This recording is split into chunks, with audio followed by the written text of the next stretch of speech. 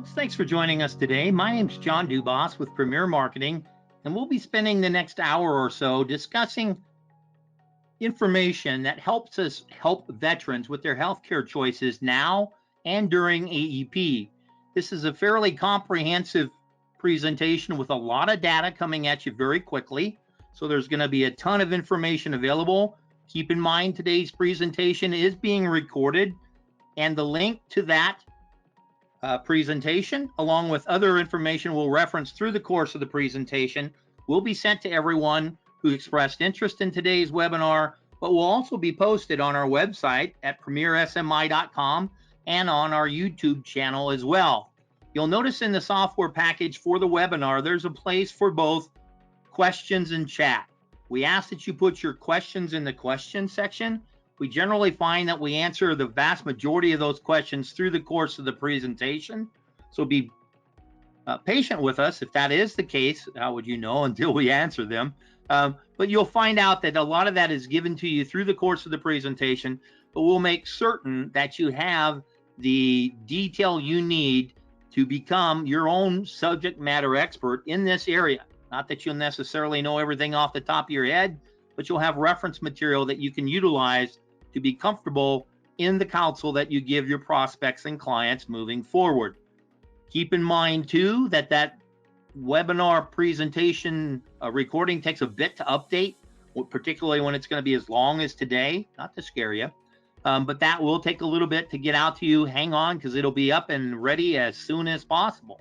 Let's start, however, with a little bit of level set about Premier Marketing. We are a national marketing organization founded in 1968. That's part of the Integrity Marketing Platform, licensed in all 50 states. We have offices across the country. We act as an insurance services wholesaler working through independent insurance agents and agencies such as yourself. And we offer contracts at the highest possible commission levels with recruiting contracts available to those who qualify. We do so through a comprehensive package of programs available to you that include the Medicare programs, the Medicare Advantage, Medicare Supplement, and standalone Part D prescription drug plans. But we also offer a full portfolio of life insurance and annuity products, final expense, life insurance, pre-need, long and short-term care programs, disability income plans, and those ancillary benefits that are necessary to cover the expenses that aren't generally covered thoroughly through the base Medicare programs. You'll find in the course of today's presentation that each of these categories are necessary to address the needs of the veteran population in our society and our society overall. The Medicare Advantage products that we offer include the national carriers and many of the strong regional carriers that can make a difference for you in your market. And we also offer that same philosophy to carry over into the standalone prescription drug programs, where those national carriers are there for you through our organization. And in many cases, they're available as part of the contracting that you complete for the Medicare Advantage programs. When we look at Medicare supplement programs, it's a strong portfolio of products that are there for you. And we have different marketing programs in place to make you be successful in this space as well. We feel that it's important that we address the needs of the entire Medicare population. And that means bringing a selection of programs to the table to best suit the needs of our prospects and clients. And that includes a full range of ancillary products. So in each of these categories, you have the leaders in that space available to you through our organization. So dental, vision, hearing programs, critical illness accident plans, hospital indemnity programs, cancer programs. We even offer a telehealth program through MD Live. When we look at the Medicare marketing opportunity overall, we hear of the aging of the baby boomers, the silver tsunami, the one every 10 seconds, 10,000 plus a day. If we look at Medicare and the population based on age, well, that's a little bit of a skewed number. Even though it's an exponential growth, we're seeing an increasing number of people that choose to not maximize the benefits they have available through Medicare immediately upon the age of 65. Some folks are working past that. That may be because of the need for some of the latter portion of the baby boomers to work through 67 or not file on Social Security till 67 to get the full benefits. It may be a byproduct of the pandemic that we're currently battling, where people feel the need to add to their retirement funds in order to do so comfortably or at all. Or it may be just, hey, some folks just like to work. That's the way it works. So this number takes that exponential age number down a little bit, but we also have to take into account the 15% of the Medicare population that are accessing Medicare benefits because of disability, those folks under the age of 65. So we want to make certain that we look at the entire population and keep in mind the fact that 2/3 of them have 3+ chronic conditions. So they've got some challenges with their health, and they have some challenges with their income and savings as well. So we want to make certain that we have a portfolio of products that can address these issues, and one that is particularly pertinent to the veteran population. And you'll see as we go through today's presentation where we need to make certain that we're covering all of the choices that are available to folks that are on Medicare or going on Medicare, because they have a series of choices to make. First one, the decision to make a decision is a decision. What do I mean by that? Well, they don't have to do anything. They can actually not even take the optional Part B. Thankfully, the vast majority of people do. Some folks will then choose to self-insure for the medical portion of it, not take out any additional coverage other than what is afforded to them by Medicare. A great number of those folks do take out a standalone Part D program to help them with the expenses of their medications.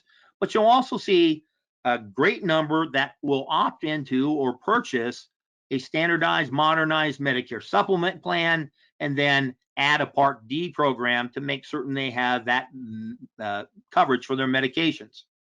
Or they can bundle it all into a Medicare Advantage program, the Part C programs, where they will access their benefits through a network generally, but they have bundled benefits where the medication coverage is integrated into the base program, and in many cases receive other extras by going that route. And we see it's a pretty even choice. So you have a number of people that are divided. Well, the population divided with the choices of the Medicare Advantage and Medicare supplement programs. Medicare Advantage plans are becoming increasingly popular. I don't credit Joe Namath or William Shatner or Kelsey Grammer or any of the other folks that are advertising on television in an endorsed situation.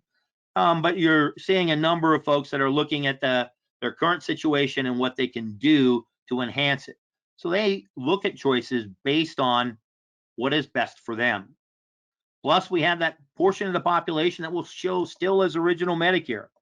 Keep in mind, this also comes into play for the folks that are what we call dual beneficiaries, the folks that have both Medicare and Medicaid.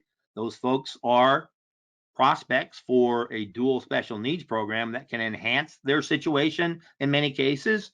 It also includes the folks that are receiving benefits from their former employment, retirement packages.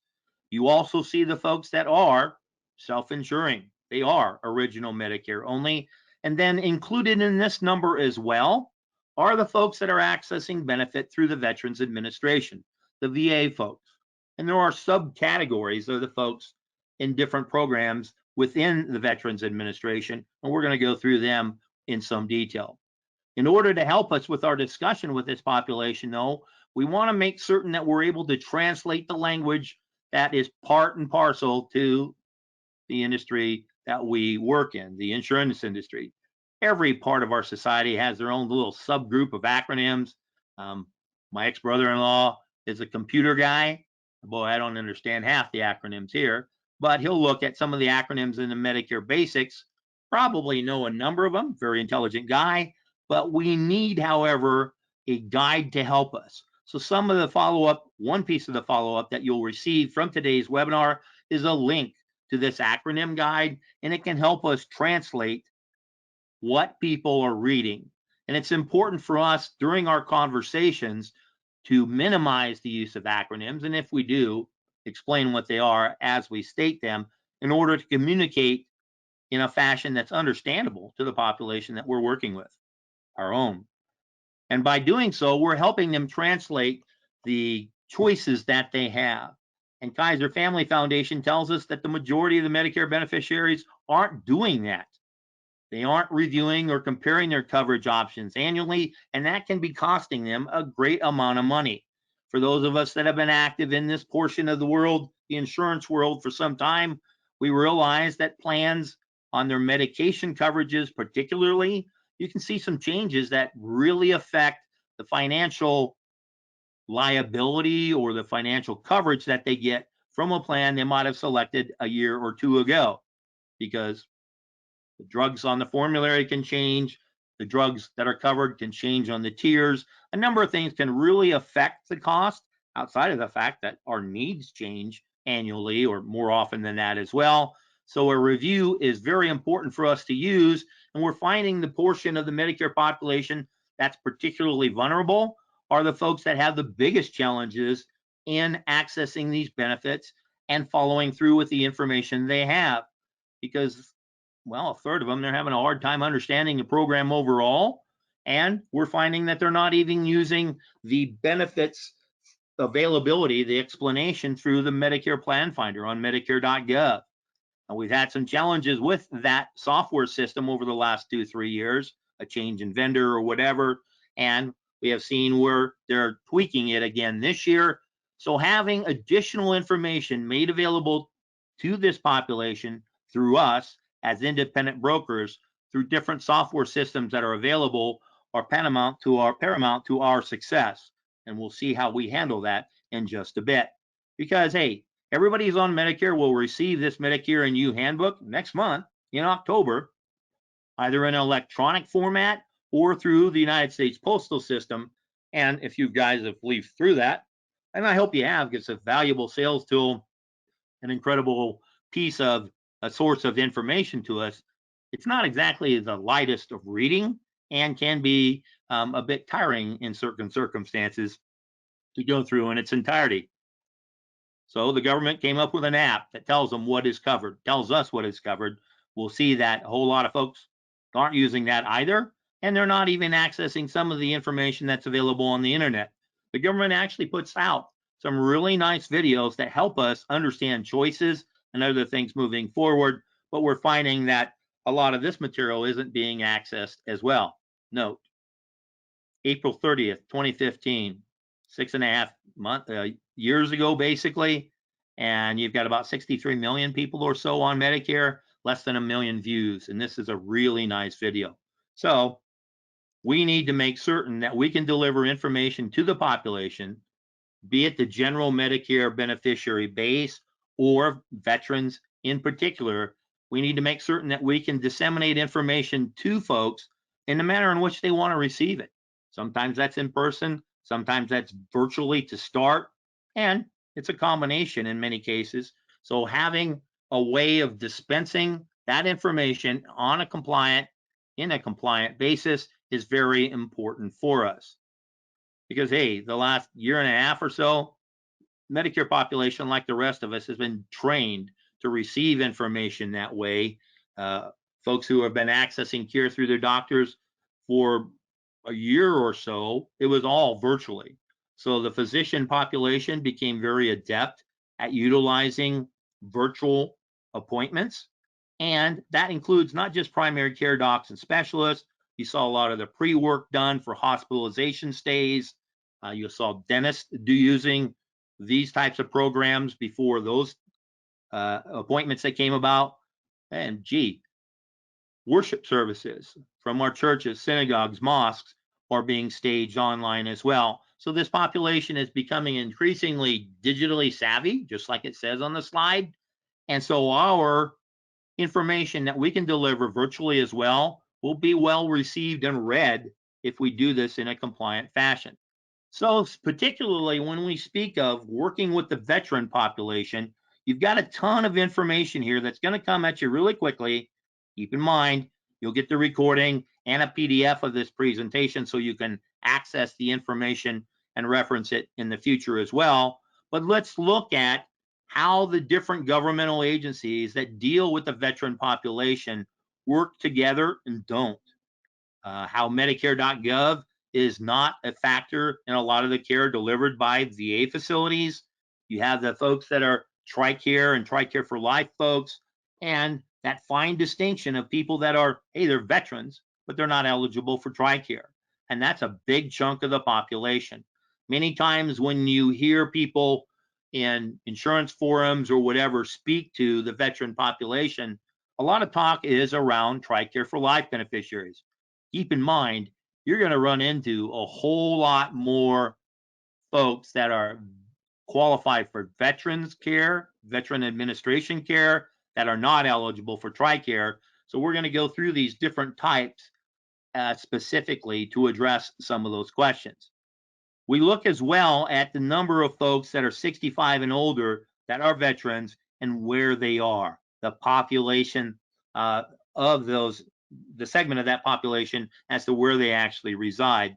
So depending upon your chosen market area, you may run into this population more frequently than some others.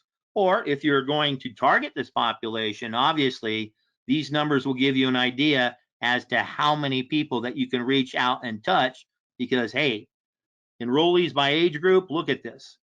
At 65 plus, which gives us an indication of those folks that are eligible because it's difficult to determine the under 65 population that's actually disabled and accessing the benefits. But if you're looking at the VA's delivery of care by age, we've got over 4 million people 4 years ago that are veterans and may well be eligible for the different programs that we offer. And we want to make certain that when we do so, we're doing so with the mindset that in many cases, VA patients, they tend to be older and less socioeconomically well off than veterans who don't rely on the VA for care. So there's a distinction there with the folks that are accessing care maybe based on, gee, what's in their pocket? Because VA patients' average household incomes are more than 20% lower than incomes for non-patient veterans. So you've got a situation here where the regular veteran really needs our help, and there are programs that we can do to enhance their situation throughout the remainder of their life. I put it that way because there are other needs that this population has beyond health coverage, and we'll talk about them shortly. So when we look at this by income group, it goes back and speaks to the fact that you've got a good segment of this population, nearly half of it, where their income group is under $35,000 a year. When we look at some of the assistance programs, we can really help people on certain benefit packages in the health insurance world by the use of certain entitlement programs, such as extra help for medications. I see, in my mind, a number of eyes perk up going, well, gee, they're going to get their drugs from the VA anyway. Not necessarily. So let's look at how we can help these people that may be stressing economically and where they are. We see a lot of it in what I used to refer to as blue hair havens, so where those folks congregate, those are areas of particular need. And that's important to us if we are targeting this population as part of our overall marketing program, because it is also an interesting segment to figure out where these enrollees come from by their period of service. When I first started working the Medicare population, becoming aware of it in the mid 80s, which may date me as well, there was a much larger percentage of folks here. So the greatest generation is leaving us, and we're seeing folks now, a large segment of the folks that are accessing the care are veterans of the Vietnam War, and then some folks that are much younger with some of the more recent military engagements. So that gives us a bit of perspective as to some of the age of the folks that are there, and then where are they accessing care? Because keep in mind, we'll talk about the relationship between the Veterans Administration and Medicare. Many of them are using their Medicare benefits, 51%, all folks in the Medicare program. And you'll see that many of them need help additional to that. And we see many of these folks, because of economic stressors, maybe taking advantage of those Medicare Advantage programs that we spoke about. And then you also see some folks that may surprise you that are using Medigap policies as a additional coverage to their benefit package. You'll see that portion that are the dual beneficiaries that we see. We see a number of folks that have picked up that standalone Part D, and we'll explain why in a bit. And then you see that portion that has the TriCare coverage. And when we speak to the private coverage, these are, well, you can call them double dippers, so to speak. They've been in the military for a period of time, retired, and entered their second business opportunity after they retired from the services. So this is an interesting place to look at as to how we can peg where they're getting some of their services now, or in this case, not. 20% of the population doesn't have any additional help. And those are, in many cases, those folks that we referred to earlier that don't understand the relationship between their current coverage and what's available to them. And in many cases, are the folks that are in the most need of our help. So what you have here is also a need for understanding as to who can access benefits through the VA and how that lays out. And a lot of that is determined by their priority groups. And you'll see that the folks with the highest priority, it's a good chunk of that population, nearly half of it, but it is also the folks that may not be eligible for Medicare at this time. We generally don't run across them unless you're working the under 65 market as well. That may then be valuable information here for helping you in that segment. But you'll see that a big chunk of them are the folks that are right in our wheelhouse with our prospect pool based on age and incomes. And you'll see that the folks that are uninsured tend to congregate, obviously, in the more warm areas, shall we put it that way? So folks active in that market are going to run across these folks much more frequently. So you've got those folks with that age and income that is important for us to look at and see how we can walk them through the process of what's available to them and realize the market that is available to us. We see also in that TriCare bucket, well, it's laid out there well as well, with some of those folks being in the highest priority group, and then a chunk of those folks that are probably on Medicare as well. We'll talk about, are there advantages for doing TRICARE for life, and gee, when shouldn't they do anything? A bit of history: when we look at the VA population, we got to realize that this goes back to the Civil War, where President Abraham Lincoln was addressing the need of caring for and honoring the wounded veterans. And we see that at that point in time, each state would set the specific criteria for the state-specific veterans benefits. And we see then that we look at how the government will see how quickly someone can get into these facilities based on their service, and if their stay in the military included a medical discharge, and if they have a VA service-connected disability, where some of the timetables are different for these folks. So you have a number of folks in this area then where people with Medicare may confuse the Medicare open enrollment period with the marketplace open enrollment period and think they have to enroll in a marketplace plan. And we see that with the population, a segment of the population across the spectrum, including folks that aren't veterans. And these are folks that need to realize that if they have Medicare, they're covered and they don't have anything to do with the marketplace. And Medicare Part A and the MA plan coverage will qualify as minimum essential coverage.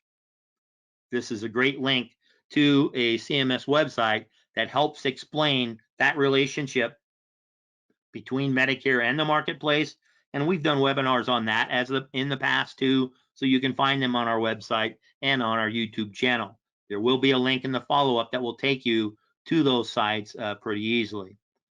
When you look at the Department of the Veterans Affairs, this is the country's largest, most comprehensive integrated healthcare system, and it is through the VA administration. The veterans who served on active duty for at least 24 continuous months and who were honorably discharged are eligible to enroll in the VA for healthcare. Now, as I mentioned before, VA uses a priority-based enrollment system that has 8 priority groups, which gives veterans with an enhanced eligibility status based on service-connected or other disabilities or exposure, income, and other factors, such as prisoner of war status, receipt of a Purple Heart. These priority groups are numbered 1 through 8, with the top priority being the one priority group. You look at that, this will detail where those folks fall in those different priority groups. This is a very helpful reference tool taken from the VA website as well, and it gives you an idea as to who you're dealing with. And as you get into some of the folks that are in some of the lower priority groups, these are folks that may feel comfortable with their veterans benefits and not realize that, hey, they need to have some additional coverage as well. So when you look at these different groups, you'll see how they are broken down into different segments and how approximately half of them have an annual household income of $35,000 or higher. And a lot of that is from the folks that are, they're accessing a full career within the services and then take a second job once they retire. So you see some different things that will come into play and who you will run into most frequently. And some of the things we need to make certain that we realize is that the eligibility for most veterans health care is based solely on active military service in the Army, Navy, Air Force, Marines, or Coast Guard, or Merchant Marines during World War II, and are discharged under other than dishonorable conditions. So if you get someone who's discharged with the dishonorable discharge, they really need our help. And then you'll see the reservist and how returning service members, including reservists and National Guard members, are looked at a bit differently with a timetable that comes into play as well. It is important to note that healthcare eligibility is not just for those who served in combat. Other groups may be eligible for other health benefits.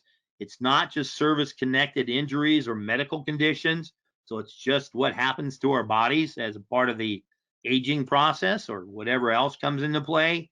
And a lot of folks don't realize that you think veterans, a lot of times it's a men only circumstance. Nope. A lot of women are veterans and they are offered full service health care as well. So we need to look at this from a perspective of, hey, Rosie the Riveter isn't just taking care of things when the men are off fighting the wars.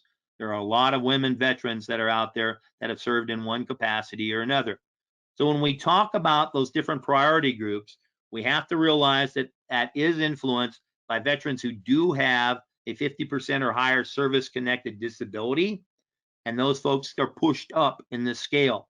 And the folks that have lesser qualifying factors, they're going to pay more for that veterans benefit that they have. And you'll keep in mind that that also can affect what they're paying for their prescriptions as well.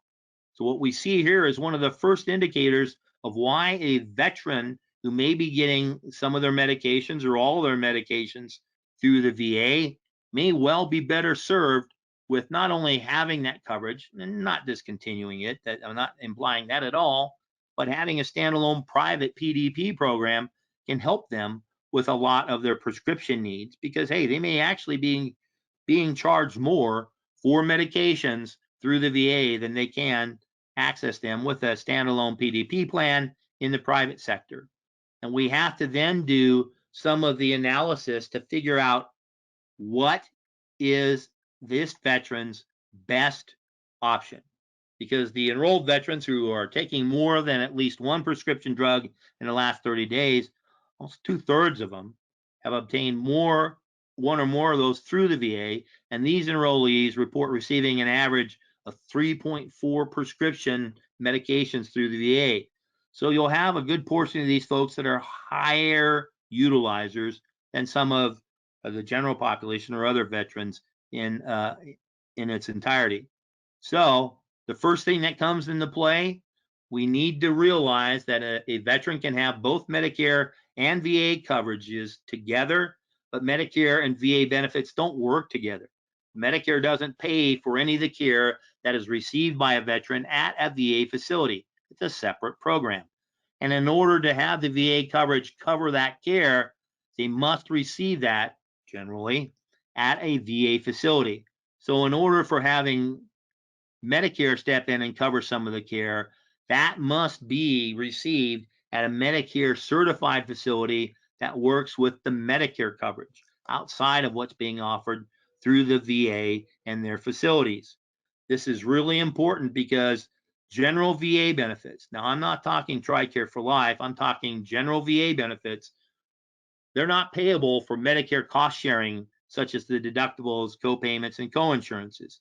Hence the need for other medical coverage outside of the VA facility because many veterans are receiving that care outside of the VA.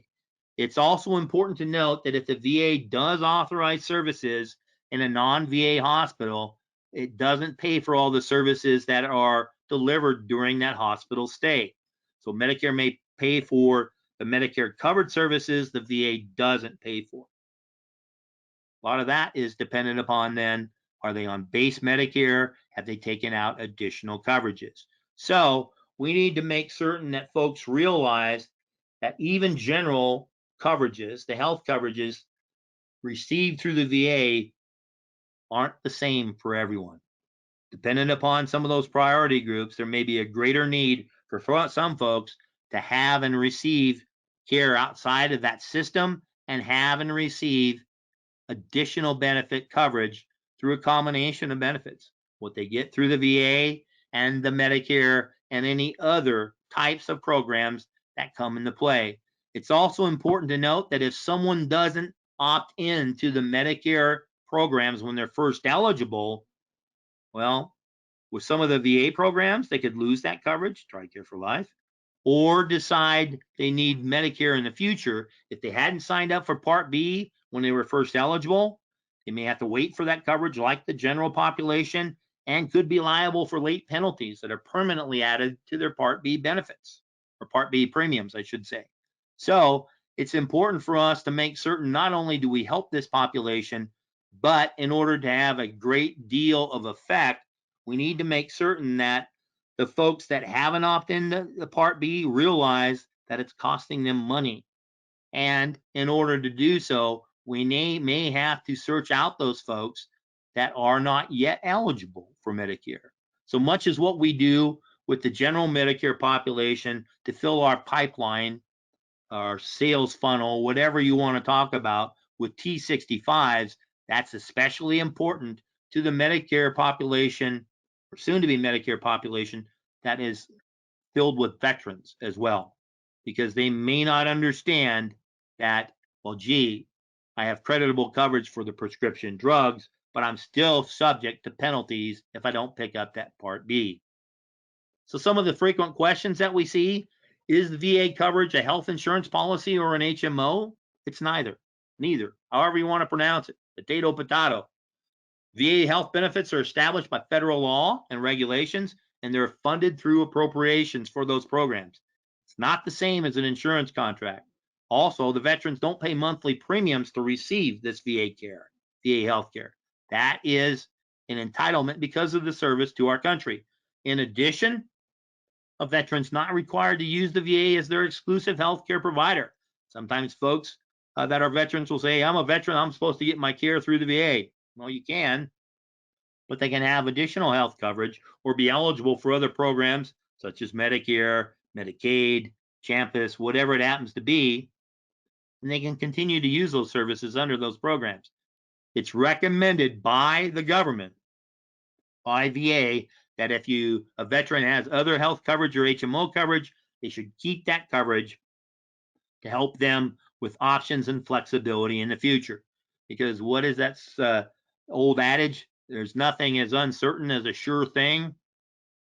Funding challenges, what we're seeing with the deficit and some of the other things that come into play, it may not be a popular decision and maybe a bit of political suicide, to put it that way, but we could see cuts in this area as well. And that could actually have a really adverse effect on the folks that are particularly in the higher sections of care. So let's say 6 through 8 categories, because some of those folks may be in dire need of additional help if there are cuts into this program. There are veterans that will ask, well, gee, I'm not using my Medicare. Should I cancel or decline it? The VA doesn't recommend that their veterans cancel or decline coverage in Medicare or other healthcare or insurance programs solely because they're enrolled in a VA program. And that's because, unlike Medicare, which offers the same benefits, to all of its enrollees.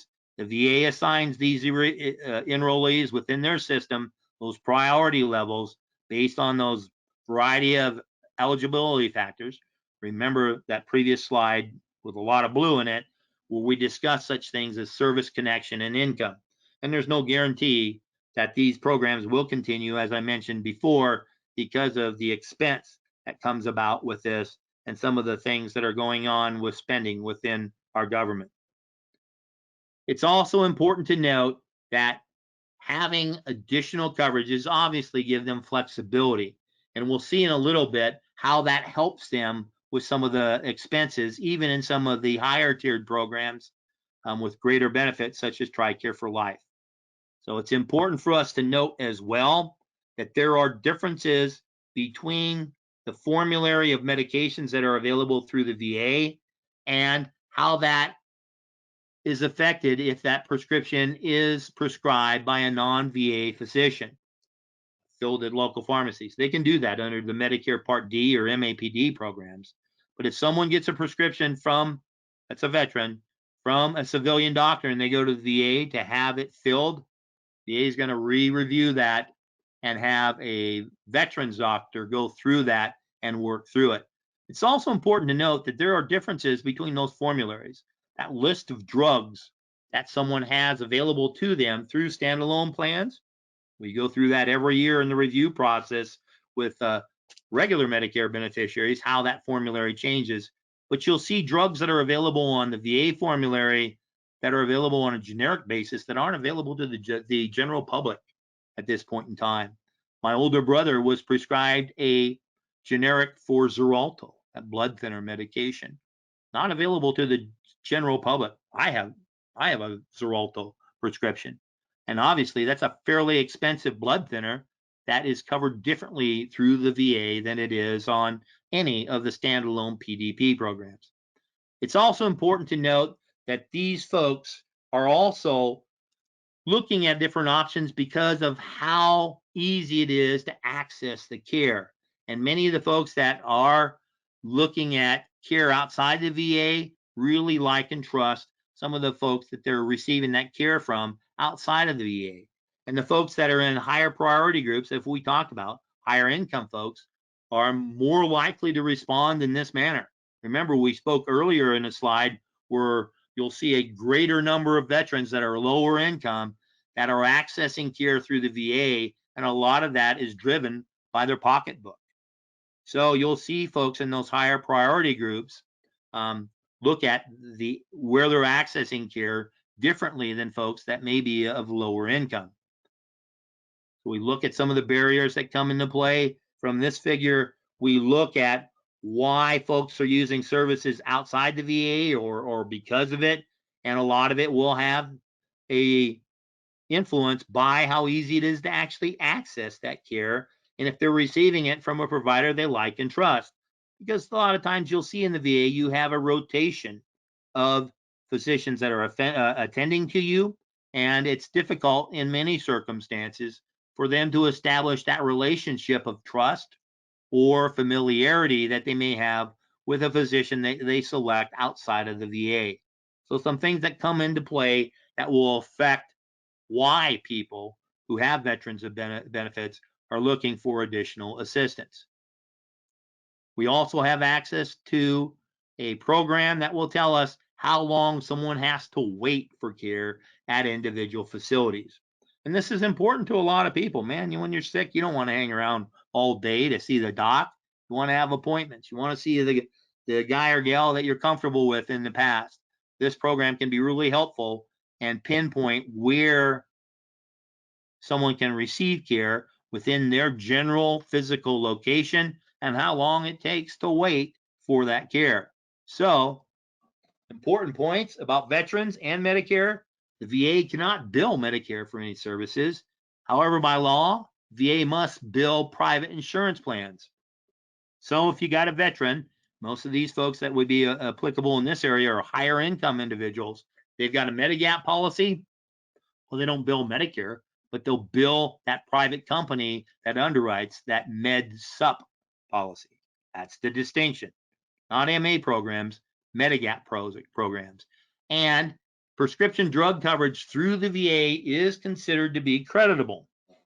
So unlike someone who didn't enroll immediately in the Part B of Medicare and are subject to those penalties at 10% per year, the folks that didn't pick up a Part D plan when they were first eligible for it, well, they can pick it up down the line when they realize that, hey, my prescription needs have changed since I turned 65. There are programs that I need to access because I don't have to drive to the VA or have the drug sent to me when, hey, I'm going to a private doc because I got the flu. He wants to prescribe an antibiotic. I can just stop by the local pharmacy with a Part D plan and pick that up quickly and easily. And they don't face that late enrollment penalty for the Part D programs. Keep in mind, under Medicare Part B, the VA coverage is not creditable coverage, and creditable coverage under Medicare Part B can only be delivered through an employer. So that's important for us to know. It's also important to realize that there are new rules that are expanding access and providing more choices to veterans for non-VA facilities, particularly when we are in constant police actions and you have a number of folks coming back from those engagements that, quite frankly, wouldn't have survived in previous conflicts. High utilizers of medical facilities and services, those folks are higher priority and are bumping some of the older folks down the line, so to speak. And you'll see that the VA actually encourages veterans to enroll in Medicare. A lot of this is because it gives them the ability to serve the folks that need that care the most, and some of the other folks that are of lower priority in this 1 through 8 system. Well, many times those folks want to be able to receive that care in the civilian delivery system. Some rules that come into play with Medicare, with the VA health coverage, they're not required to enroll in Medicare, but that penalty is that permanent 10% higher premium for every 12-month period where they were eligible for Part B and didn't enroll. VA beneficiaries can enroll in an MA plan or an MA only plan. So the programs that offer just the medical coverage and not the integrated drugs like you see in the MAPD plans, the Medicare Advantage prescription drug plans, or that standalone prescription drug program. Enrolling in a Medicare Advantage plan or a standalone PDP plan does not override or impede access to VA facility benefits. Keep in mind, I'm talking VA here, not TriCare for life. And VA benefits, once again, they have to be accessed through VA providers, and the Medicare Advantage or PDP benefits must be accessed through civilian providers. So there's that distinction, not only in how they access the care, but what the coverage would be by their choice of where they're accessing that care. It's also important to note that having both MA coverage, Medicare Part D coverage and VA drug coverage, they can have them both, but they don't work together. So VA benefits will only cover drugs from VA pharmacies, and Part D plans will usually only cover drugs from pharmacies within that plan's network. It's important for us to note that distinction. A veteran may want to join a standalone Part D prescription drug program in certain situations. That may be a particular consideration if they're going into a nursing home outside of the VA healthcare system and need coverages for medications that they're receiving through the nursing home pharmacy. We see how that can affect the general population as well, because many times the folks that are in a nursing home are assigning power of attorney for their drug plan choices to the administrator of those facilities. It's important for us to note as well that many times at that point in time of the life, well, the money may be gone. We'll put it that way. And they may well qualify for that extra help, the low income subsidy, LIS. So that is a factor that can come into play that makes a difference as to, gee, what's cheaper for me? Can I access that drug through the VA and the standard out-of-pocket costs that come from it? That may, well, those income levels may affect my priority group, but they don't eliminate the cost of a medication, as you see in some of the generic programs of the standalone Part D program. So we want to make certain that we look at and examine the medications that are available to these folks, what they're being prescribed, what they're being charged for those medications in each of the options. And they can have them both. When we look at the Medicare enrollment rules, when someone who is a veteran and is enrolled in an MA or PDP program, that VA beneficiary can choose to have those prescriptions written and filled by either a VA provider and the pharmacy or a civilian provider or pharmacy. Remember what I mentioned just a few slides back, that if a veteran has a script written by a civilian provider, it's going to be covered and accessed through a civilian pharmacy. If they take that prescription to the VA, it has to be rewritten by a VA provider. And that puts them back in that system with the wait. So those orders can't be crossed. We want to make certain that the folks realize that if they have them both, they may have to watch who is actually prescribing those medications and how that affects the least expensive way that they can access coverage for those drugs. We spoke to this earlier in the fact that yes, they can be in both a Medicare Part D and the VA system. It gives them more options, basically, not only for coverages, but where they can access that care and how much it costs. If a veteran joins a PDP program, a prescription drug plan with Medicare, and also uses the VA system, the payment of the cost of a VA prescribed medication does not count toward the troop on their PDP program, on their standalone prescription drug program. They're separate and distinct. So if they're going to the VA and they're paying, let's say, I don't know, let's say $26, pulling a number straight out of our tuchus here as to what they're paying at the VA, that $26 that they're paying does not cross the line over into their civilian coverage and affect the progression toward the troop and how they can enter into some of the catastrophic coverages thereafter. It's important to note that many veterans may not need a Medicare supplement insurance, a standalone modernized Medigap plan if they qualify for VA benefits. But it's important to note that if they do have that program, that Medigap is going to cover the gaps of deductibles, co-insurance, and co-payments in the general population, and continue that perhaps to the folks that are not only receiving care outside of the VA, but some of them that are receiving that care outside the United States and the territories. We realize that Medicare itself does not cover that.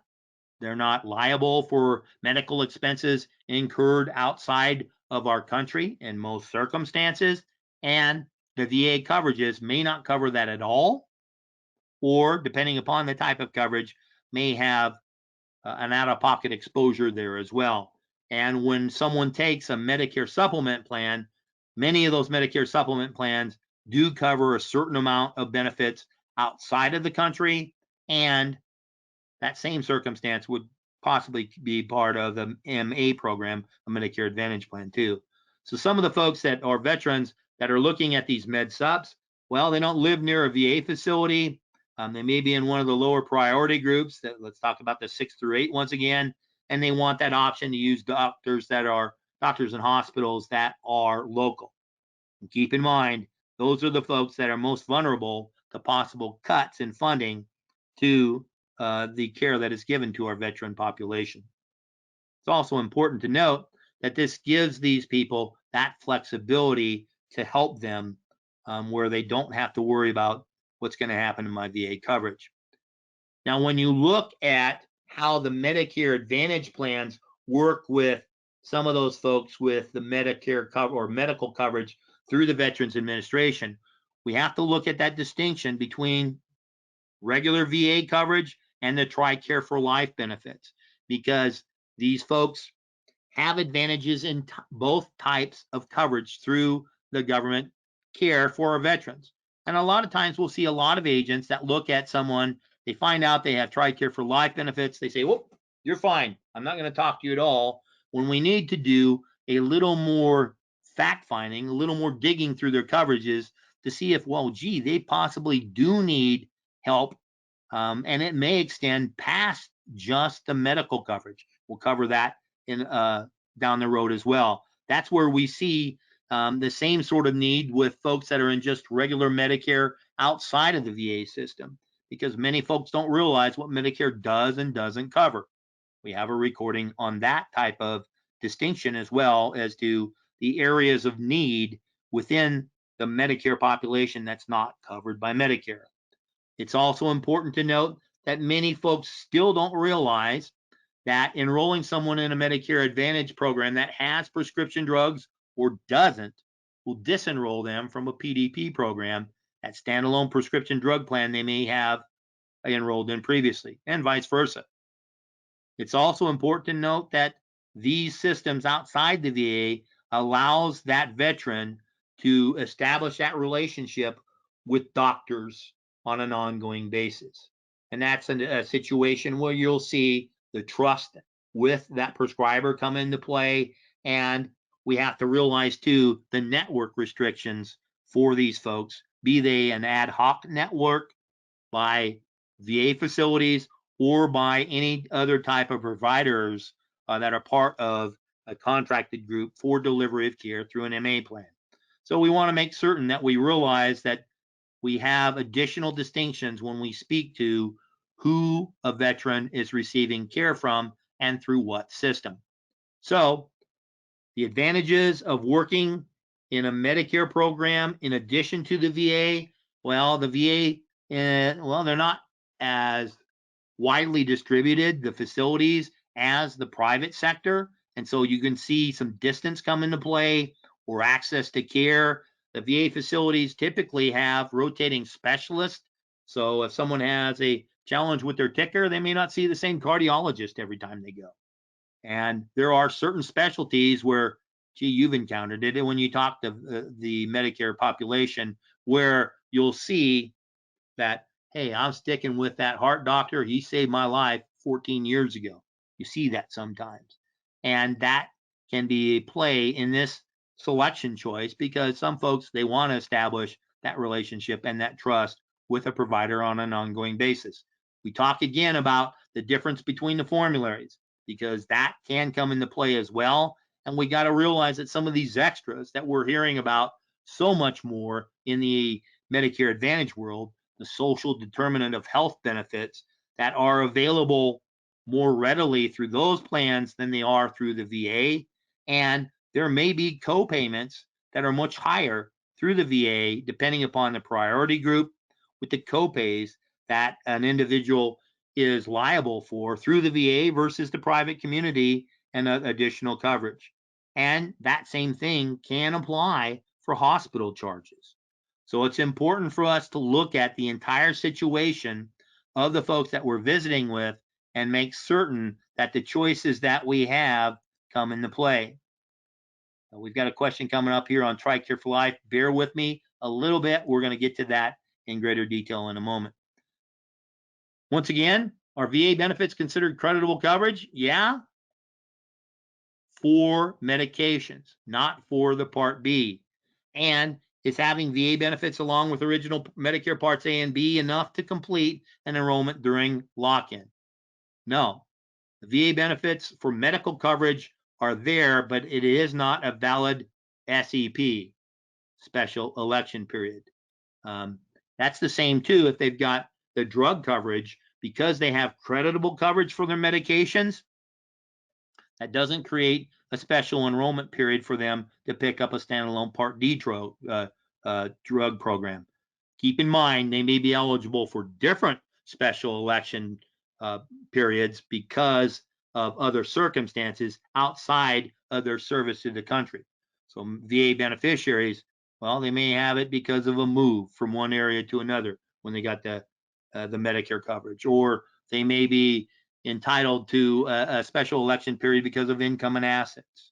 So different things that can come into play that help them with opportunities to pick up additional coverages or change coverages, but it's not a prompt by having VA coverage itself.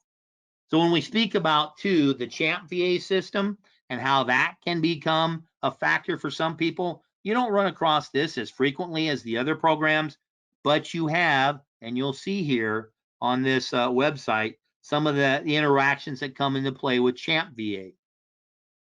it gives us then an opportunity to look at additional programs and how they're affected by Medicare enrollment into Part A, B, C, or D.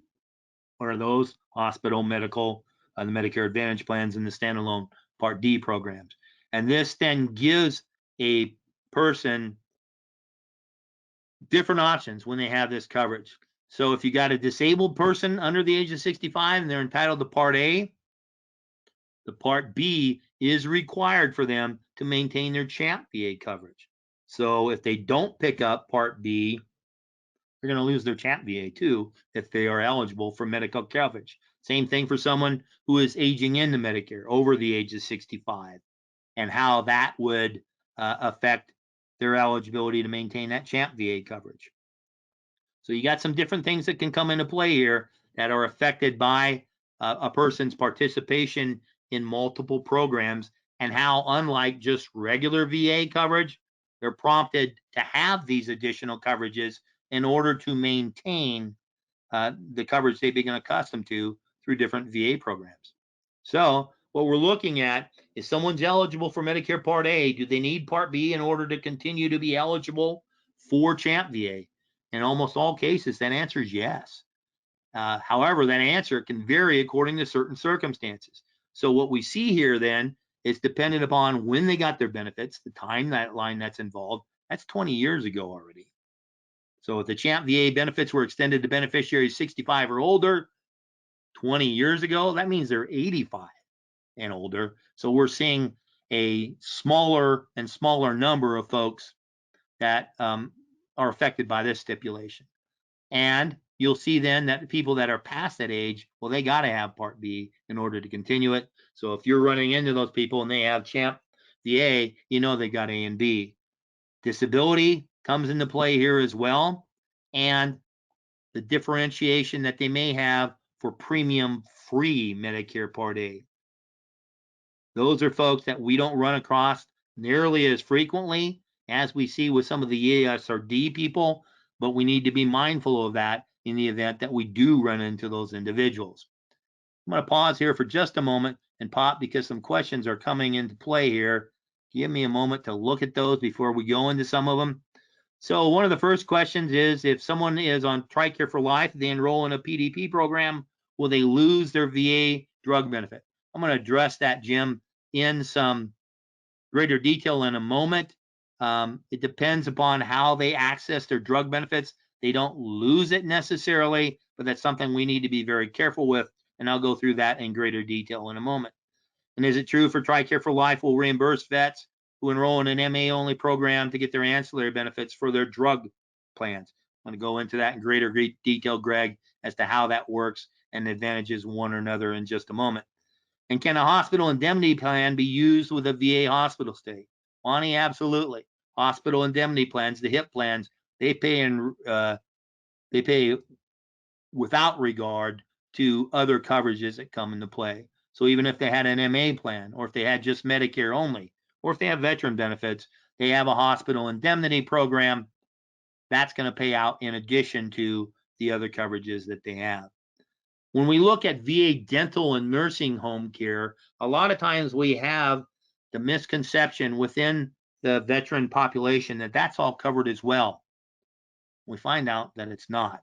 The dental benefits are limited to service-connected dental conditions or to veterans who are permanently and totally disabled from service-connected causes. So the majority of the people that we visit with, they don't have dental benefits like they think they do. So they are in need of a standalone dental program or coverages through possibly like an MA plan. Hearing aids and eyeglasses will only be provided in special circumstances and are not for common hearing or vision loss. So much as where you'll see a standard vision evaluation not be covered by Medicare, it's not covered by the VA either. And you'll see that much as what we see in Medicare coverage now, not covering hearing aids or hearing exams, not covered by the VA either. So hence the need for those additional programs for dental, vision, and hearing. And we'll see as well when we talk about long-term care as well. Well, you didn't expect that in this presentation. Yeah, it's part of it. Bear with me a bit.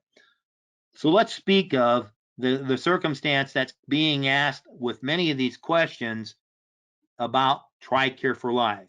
Keep in mind, you're going to run into more veterans benefits being pulled through regular VA than you will for TRICARE for Life.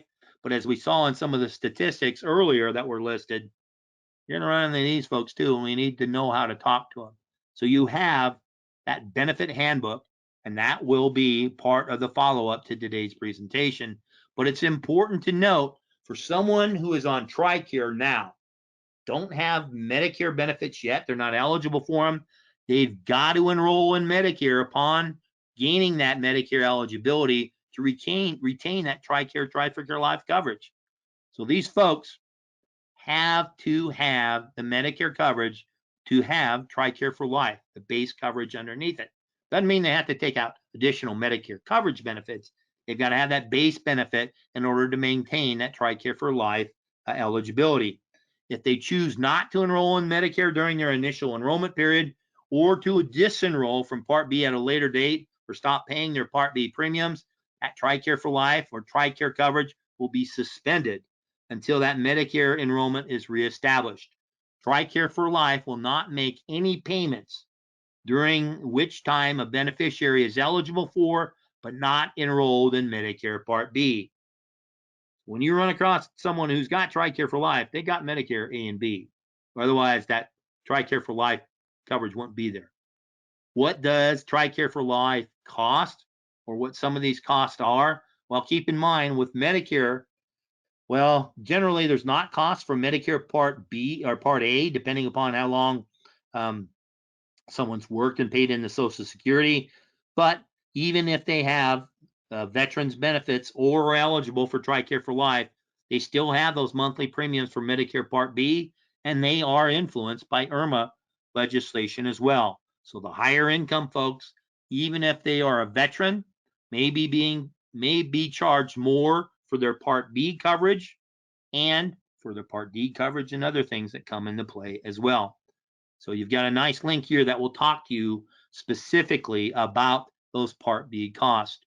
So overall, when we look at TRICARE for Life, it's a health insurance program for qualified military individuals and their beneficiaries earned based on years of service. And it is a program for qualified retirees and their beneficiaries that if they're on TRICARE, they got to have Parts A and B. Once again, cannot emphasize that enough. Or if someone wants to maintain that TRICARE for Life benefit package, they've got to have Part B. And hence, TRICARE for Life is actually administered by CMS. So a little bit of a bleed over between the two systems, where I was professing earlier that VA benefits aren't influenced by Medicare except for Med Subs. Well, here you have a differentiation as well, because the Part A and Part B benefits, well, they're still administered by CMS. What we have is when we look at the coordination of benefits between these two programs, for most services, when the care someone receives is covered by both Medicare and TRICARE for Life, they don't have an out-of-pocket expense for most services.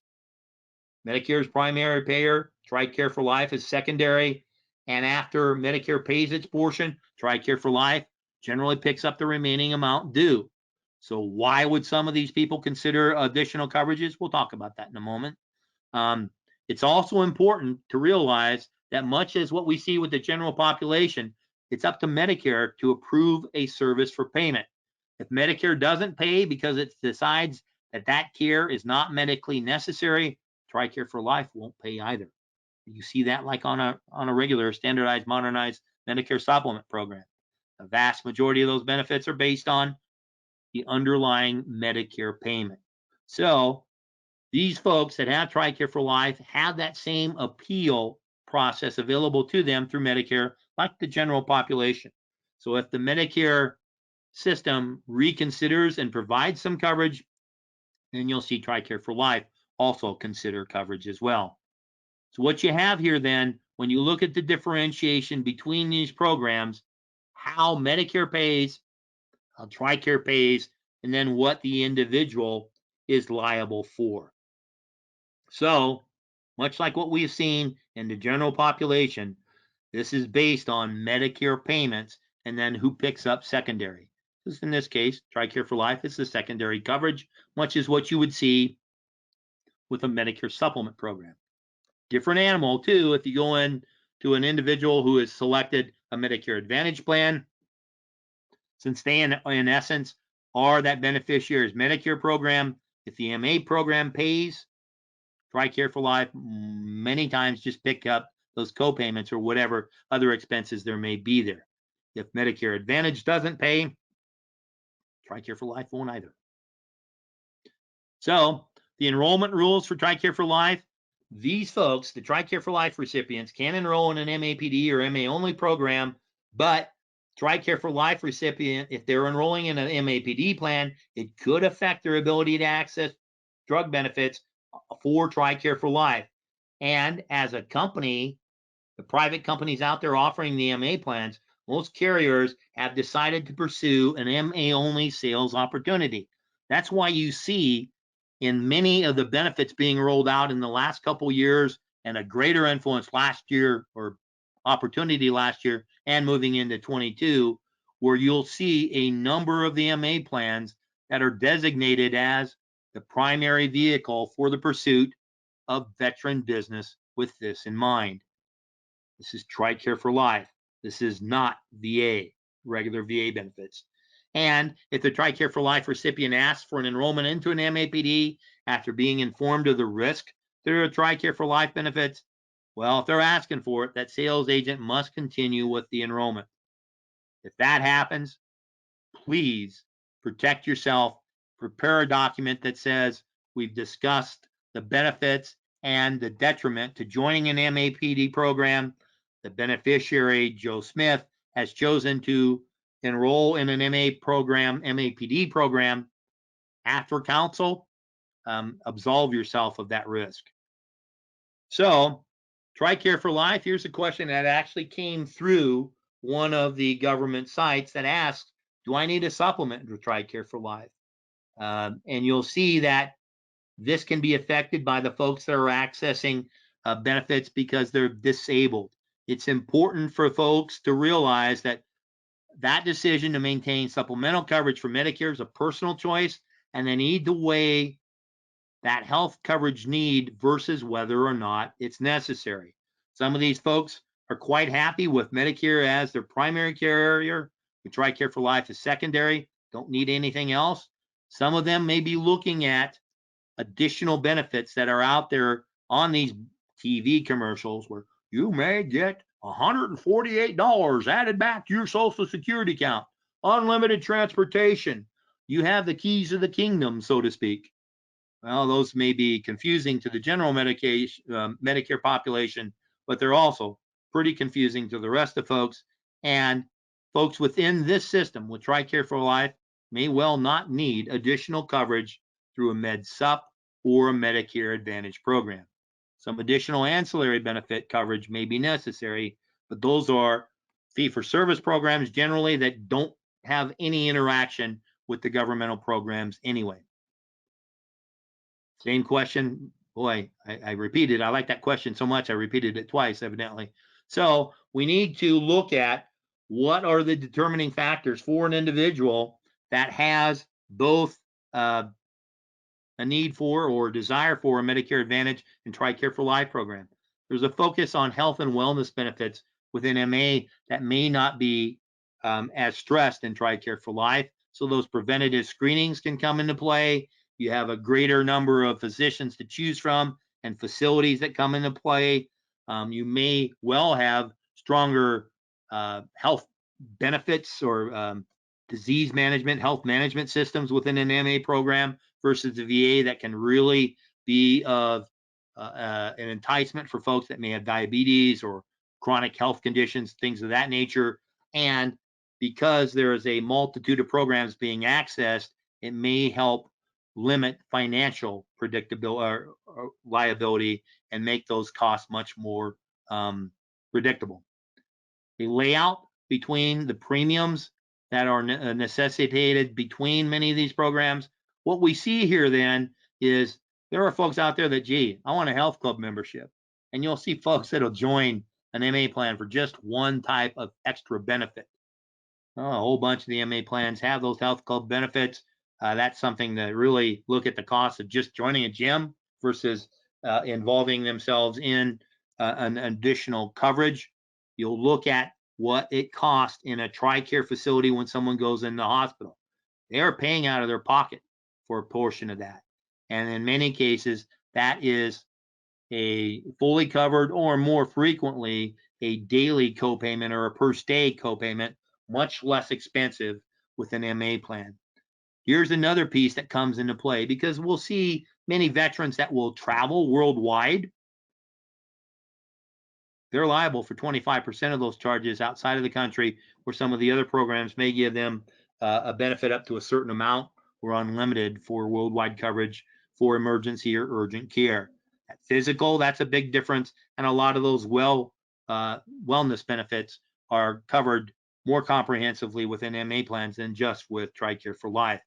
This is where you can see some of the differences too when you get into those extra benefits, those dental, vision, hearing benefits that aren't covered by TRICARE for Life in most circumstances, but with many MA programs, they may have coverages for them as well. One of the things that's probably popping into a number of your noggins there is, well, gee, can I just sell them a DVH program? Absolutely. So that's a possibility to help in this area as well. So we look at some of these things and how the coordination of those benefits come into play as well. Sometimes they're covered completely. Sometimes that may necessitate a filing of a claim form, Form 2642, to be submitted to the VA in order, or TRICARE for Life, for an order for those benefit counselors at the military base to cover some of those expenses. That form is going to come to you as part of the follow-up as well. So you also have the opportunity or the instance where you'll run into folks with other health insurance. What is this?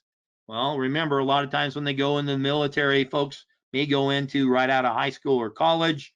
They put in a 20-year hitch or so and then retire from the military and then go into the general employment, and they may have retirement benefits as well. So there's a coordination there that you need to be aware of too. Don't run into that nearly as frequently as you might think, but we need to be prepared for that as well. These pieces of information here can be really helpful for you. So it'll go into the different regions that a person that has TRICARE for Life, uh, how it's administered based on where they live. And this gives you some information for contact for those different oversight organizations. And it carries over into the folks that are entitled to some dental coverage through TRICARE and through both the retail pharmacy and the mail order pharmacy for TRICARE too. You got a general number for TRICARE information systems here, services here as well. When you look at the VA coverage, though, we need to also look beyond just the medical portion of it, because there are other areas where we need to make certain that these folks realize they may need additional coverage to what they have that goes beyond the healthcare circumstance. And they have different services out there that can help them with getting information about not only their finances and careers, because there are folks that are, as I mentioned earlier, they've been in the military 20, 30 years, but once they retire from that, they go to work elsewhere. And sometimes that transition can be a challenge. We have different organizations here that can help them with that as well. That goes across the board in many areas of need. It gives us then also the way of getting additional transportation for those that are disabled that choose to have only VA coverages as well, so we can help them in those circumstances. You have also a number of carriers that are really good about pinpointing and serving this population. Humana has a reputation of being well informed in this area. You'll see trainings laid out by Humana as well. The gentleman that's done that for us here at Premier a number of times is a retired veteran himself, or a veteran himself, I should say. Youngish man who is very knowledgeable of it, and you have different resources available to you through Humana. And it's a constant, frequent topic in their newsletter to the agent population. So it gives you the opportunity to get additional training as to how this carrier handles the veteran population. You'll see other carriers that come into play as well. We've done a number of these presentations, but these are different pieces that come into play that help you if you're contracted with Humana. It may be a way for you to consider contracting with Humana as well if you're serving this population. They have some really nice marketing materials that you can use as well through their agent toolkit that gives you the opportunity to successfully pursue this population. Pre-approved pieces that can come into play to make this a viable market for you. And they're not the only carrier that does it. United Healthcare has some really good systems out there as well to help with the veteran population, to give you access for other helplines, much as what we provided earlier in this presentation. But it can lay out there for you for the different states and the different areas in which an individual resides. They too have marketing material to help you pursue this opportunity. And it's important for us to realize that, hey, it's not just United Healthcare and Humana that does that. Aetna does that. Centene's different programs that are titled WellCare only coming into 2022. And I don't mean to dismiss any of the other carriers, but you'll see the vast majority of Medicare Advantage carriers now looking into and offering programs specifically targeting the veteran population. It's important for us, once again, to realize that distinction between regular VA coverage and TriCare for Life coverage. And as I had intended to when we started this presentation, if any of you listening are veterans, thank you for your service. And that's important that we relay that message to the folks that we visit with that are entitled to these types of programs as well. We need to listen very carefully to their needs, as we do with any beneficiary within Medicare that we counsel. Look at their needs and lifestyle, recommend coverages to supplement their current coverage if it's needed. Ask for referrals. Who else can you help? You've got a referral system set up for you to follow too as to how you can ask and be effective in that. And remember to thank them for their service. It's important that we use the old Sergio Leone coverage type of explanation where we talk about the good, the bad, and the ugly of each of the choices that they have. A little bit of pale attempt at humor, but we need to talk about advantages and disadvantages across the board. So we've got a full portfolio of products to use in this area, and keep in mind, they may not have additional needs in just some of the medical coverages, but they may need help in some of these other areas. So if we look at the burial situation, a lot of times folks, well, I'm going to be buried in a VA cemetery. Not everybody can get into the National Cemetery at Arlington for certain, but it's also important to note how people access the veterans burial benefits and how they plan based on that. How's cremation handled? Is it handled differently? You can get those answers through these different sites and how it works. What veterans get, they can get up to $2,000 in burial benefits for service-related deaths that occurred on or after 9/11/2001. They can get up to $1,500 in burial benefits for service-related deaths that occurred before that time period. And they can get reimbursement of some or all of the transportation costs to the National Cemetery. You have, of course, that $255 benefit from the government. Social Security pays that benefit that's mentioned in many of the TV commercials here too. And then dependent upon when the veteran dies, they may also have a allowance for the burial or the plot. And if that veteran died as a result of a non-service related death, it's a flat $300 burial allowance, but hey, $300 is $300, and a plot allowance for that same amount. So these folks may well need final expense coverage as well, because VA doesn't directly pay for cremation, and that can come into play. Obviously, cremation is less expensive than a standard burial, but they may be entitled to some of the burial allowances even if they're cremated.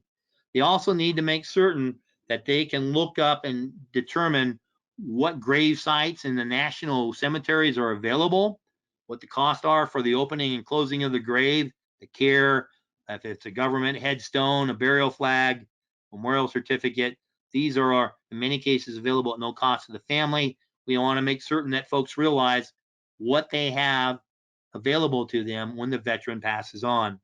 For cremated remains that are buried or inured in a national cemetery, same manner, same piece comes into play there too, for some of the dollars that are available. Short and long-term care, well, here's another situation completely. You'll think in many cases, well, I'm going to go in a VA facility. I'm going to go into a VA nursing home for short and long-term care. Well, keep in mind, they may well qualify for some of this. There may not be space available in their area when they first need it. So you have, in many circumstances, a incident that causes a need for short or long-term care, and then when is a bed available in these facilities? My older brother was a veteran, had a massive stroke. He had to be in a private facility for a number of months before a slot opened up in a VA facility. And unlike our parents that had long-term care insurance, he did not, because he was relying on that veterans care, regardless of counsel outside of it. And there was a private pay until he could get in that VA facility. So you got to look at who's eligible here too, and the priority groups that come into play. So the VA is required to provide nursing home care to any veteran who needs nursing home care because of a service-connected disability, or had a combined disability rating of 70% or more, who had a disability rating of at least 60% and is deemed unemployable or rated permanently or totally disabled. So you've got other factors that come into play as to what the cost of that care when they go into a nursing facility, and the priority list that comes into play when they do it as well. So when you look at this, boy, I blew this up a little large, didn't I? You're looking at here the percentages of veterans with a long-term care facility or a long-term care policy. This is an underserved portion of the coverages for a lot of folks, but you'll see the veterans, it is a mindset that, boy, I got that VA coverage, I might not need that long-term care policy. That may be obviously determined by the cost of those policies, but it's also important to note as people age, gee, they see a greater need for that type of coverage. And what happens when someone ages? Well, the cost of those long-term care policies go up. So our knowledge in this area can be really helpful in taking care of this population. There are different types of facilities that a veteran can go into, and it's important to note that these may be handled and administered by private companies or by the VA organization themselves as well. And to be involved in these different types of facilities, I'm going to run through this quickly because I've really gone long. I apologize for that. But we want to make certain that we realize who can get in and where and what's it's going to cost them. So the different facilities may have different eligibility requirements, different forms involved. Yeah, that one's coming to you as follow-up as well. So we need to make certain that we realize how they can get in and what is going to be paid by these different programs. This is another piece here, that a reiteration of that wait time for facilities, and sometimes that goes beyond just that primary care. So you have different things that come into play. Finally, in closing with the presentation itself, I'm going to check and make certain that we have the questions covered. VA. JC, yes, you're going to be receiving the recording to this and the PDF of the presentation as well. Monty, I think it did. Yep, we've got all the questions covered here that we had talked about. Why would you do some of these programs with us here at Premier Marketing? Well, we attempt to make it very easy for you to contract with all the carriers that you need in order to offer the full gamut of benefits that we talked about. Because remember, it's not just the medical portion of it. You got those ancillary benefits, you got long-term care, you got life insurance and final expense that come into play as well. You can create an agent profile, insurance pay, and contract with many of the carriers electronically through this. That can really speed up the process, because if we're doing contracting by hand, we still have that problem of reading handwriting. In order to offer most insurance programs, you got to have errors and omissions coverage. We do offer discounted E&O for qualified agents. What makes you a qualified agent? Well, you got to contract with us. But this is a program that you own. So it's not like being added to a blanket policy for just one carrier or such. This is going to cover you across the spectrum and even covers some of those variable products that are much more difficult to get coverage for in the life insurance arena. We do also offer discounted continuing education courses to maintain your license through our association with WebCE. And as an insurance agent, an independent agent, you're responsible for your own benefit structure. You can also access a modified guarantee issue disability income plan for yourself where you're paid a commission on that program too. Much as where today's presentation is being recorded, we've recorded past presentations. They're available on our website. It's a great way for you to go back and access these presentations on an ongoing basis 24/7. And this is a great topic as a seminar or webinar sell. So approaching the VA coverage, obviously with a little shorter presentation with what I'm dumping on here today, but it gives you then an idea on how you can access other venues for spreading this gospel. So working through centers of influence in your community that include faith-based organizations or presentations at hospitals on general topics and other areas where you can present subjects of interest. A great way for you to do this with that. You do, of course, also have access to the Medicare Center program without cost for contracted agents that has 3 different quoting engines in it, all with one universal login, a CRM to track your business. A great way for you to make certain that you remain compliant by sending and receiving and storing the scopes of appointment through multiple means. A great way for you to do some things very efficiently as well and make certain that you're able to fill in the gaps with some of these tools as well. So a great way to not only conduct business efficiently and compliantly, but also have tools in there to fill in the gaps. It's a great tool here for you to use to speak to hospital indemnity programs specifically. Some of these ancillary benefits do offer you additional incentives to write business with that carrier. Obviously, that doesn't apply to MA and PDP programs, Medicare Advantage and prescription drug plans, because the maximum payments for those programs are designated by the government. But sometimes they'll have programs that will help you pay for AEP and some of the other marketing expenses. What I'm talking about here are more of the bonus programs that you'll see with some of the Medicare supplement and ancillary programs that are out there. You also then have ways of getting in front of people through our organization with call lists. You got to be careful what you cold call for, obviously. Can't do that for Medicare Advantage or PDP programs, but you can for MedSup or dental programs. Remember, we talked about the dental need, regardless of their underlying coverages in many circumstances. We have a number of agents that are targeting people that are 64 and 65 to build their own T65 funnel, because at 65, you'll see the rates on many of these dental programs, dental vision hearing programs, jump.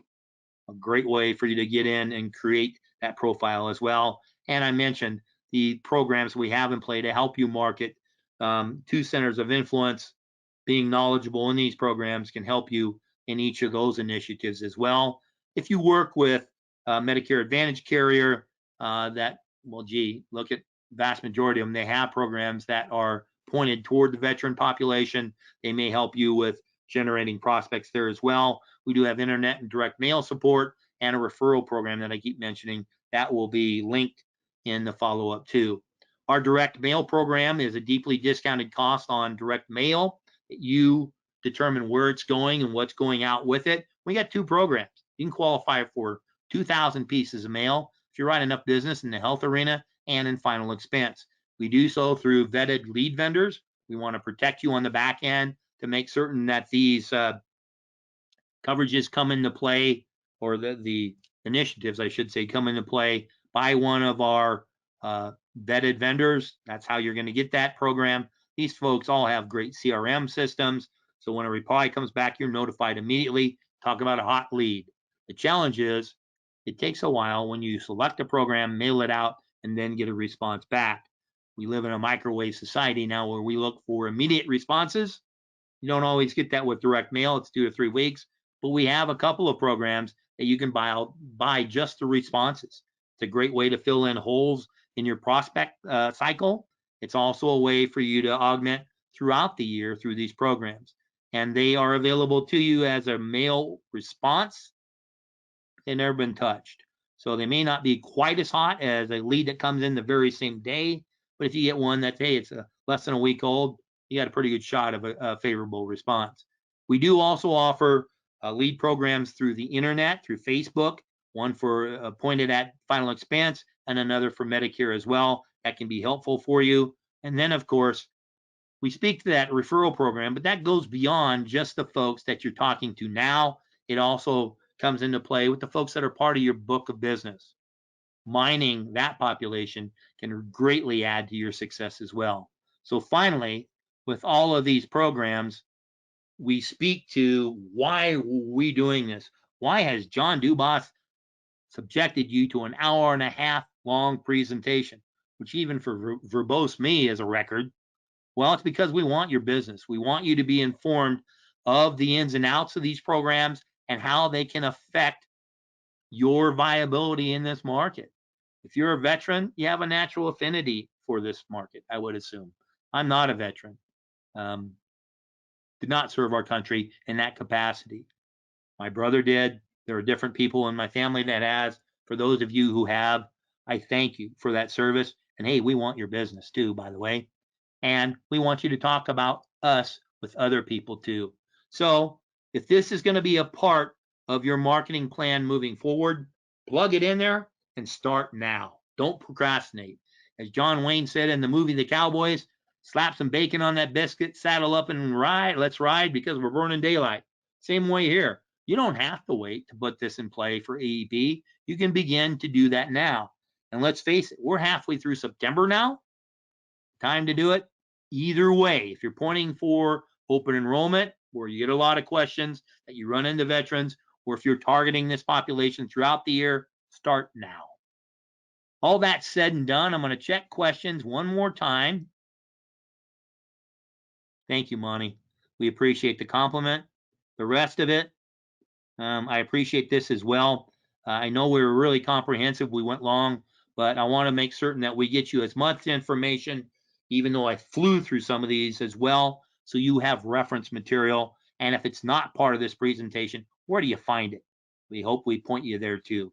So you can reach out to us through our toll-free number at 1-800-365-8208. You're working with a marketer within our organization. They're going to have this material. They're going to help you with this as well. If you haven't worked with us in the past, we would welcome that opportunity. And for either circumstance, we thank you for the business that you've given us in the past and for the business we're considering working with in the future. Dial it, 1-800-365-8208, or visit us at our website at premiersmi.com. Or when you get this follow-up, hey, just hit reply, and we'll make certain that we hook you up with subject matter experts that can help you. Thank you so very much. And until we have the opportunity to visit with you once again, we're wishing you good selling. Thanks so very much, and we'll talk to you very soon.